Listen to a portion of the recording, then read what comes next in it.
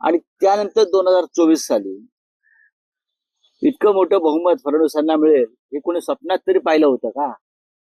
पण राजकारण आहे, राजकारणामध्ये सर्व शक्यता ज्या असतात त्याचा सकारात्मक विचार करून पुढलं पाऊल टाकायचं असतं असं मानणाऱ्यांपैकी आम्ही आहोत.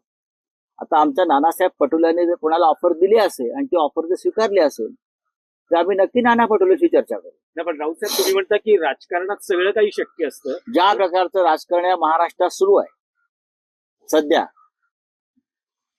आणि ज्या घडामोडी आम्ही पडद्यामागे घडताना पाहतो आहोत, जे रुसवे फुगवे आदळापट उघडपणे दिसते, नाना पटोलेंनी लवकर भांड वाजवलं, त्यांनी थोडं थांबायला पाहिजे होतं. नाही, पण राऊत साहेब तुम्ही म्हणजे शिवसेना युबीटी एकनाथ शिंदेना सोबत घेऊन काही होऊ शकतं, म्हणजे राजकारणात काही होऊ शकतं असं नाही, तुम्ही तुमचा म्हणता. प्रश्न चुकीचा आहे. उद्धव ठाकरे एकनाथ शिंदे एकत्र येऊ शकतात. हा प्रश्न चुकीचा आहे तुमचा, हा प्रश्नच चुकीचा आहे. मी एवढंच म्हणेन, राजकारणामध्ये महाराष्ट्राच्या सध्या देशाच्या, मी असं म्हणतो की साधारण वर्षभरानंतर देशातलं राजकारण बदलणार आहे. तुम्ही म्हणाल कसं, मी म्हणे थांबा, तसे म्हणतो थांबा. त्यात एकनाथ शिंदे असं म्हणतायत की विरोधकांनी विकासाच्या रंगात सहभागी व्हावं. भगवा रंग हा कुणाचा द्वेष करत नाही, सगळ्यांना सोबत घेऊन चालतो. त्यांचा भगव्या रंगाशी संबंध नाही. एकनाथ शिंदे यांचा भगव्या रंगाशी काडी मात्र संबंध नाही. भारतीय जनता पक्षाच्या ताटाखालचे मांजरं झालेले जे लोक आहेत बरं का, त्यांच्या हातात भगवा नाही. ते भाजपचे झेंडे आहेत सगळे, हे सगळे अजित पवारांच्या हातात भाजपचा झेंडा आहे, एकनाथ शिंदेच्या हातामध्ये भाजपचा झेंडा आहे. त्यांनी भगव्या झेंड्याची उगाच चिंता करू नये.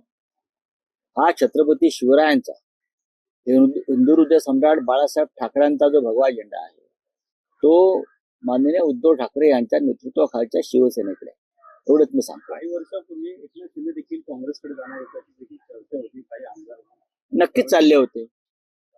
पृथ्वीराज चव्हाणांना एकदा मुलाखत घ्या तुम्ही. आता अहमद पटेल नाही आहेत, अहमद पटेल आता नाही आहेत, त्याच्यामुळे मला फार त्याच्यामध्ये चर्चा करायचं नाही. का व्यक्ती साक्षीला उपस्थित नाहीये साक्ष द्यायला. आता अहमद पटेल आणि कोणाशी काय चर्चा पहाटे झाल्या होत्या दिल्लीत, हे सगळ्यात जास्त मला माहिती आहे. राऊतसाहेब, महाविकास आघाडीतले तुमचे सहकारी जयंत पाटील यांचं नेमकं चाललंय का? त्यांचं उत्तम चाललेलं आहे. जयंतराव पाटलांचं उत्तम चाललेलं आहे. ते म्हणतात माझं काही खरं नाही. शक्तीपीठातल्या शेतकऱ्यांना जे आश्वासन देत होते त्या भाषणात त्यांनी असं म्हटलं होतं की माझं काही खरं नाही. जयंत पाटील हे महाविकास आघाडीचे सगळ्यात महत्वाचे नेते. जयंतराव पाटील हे माननीय शरद पवार साहेबांचे अत्यंत विश्वासू सहकारी आहेत आणि आमचेही सहकारी आहेत. जयंत पाटला संदर्भात आमच्या कोणताही अफवा पसरवू नका, कायद्यानं कारवाई करू.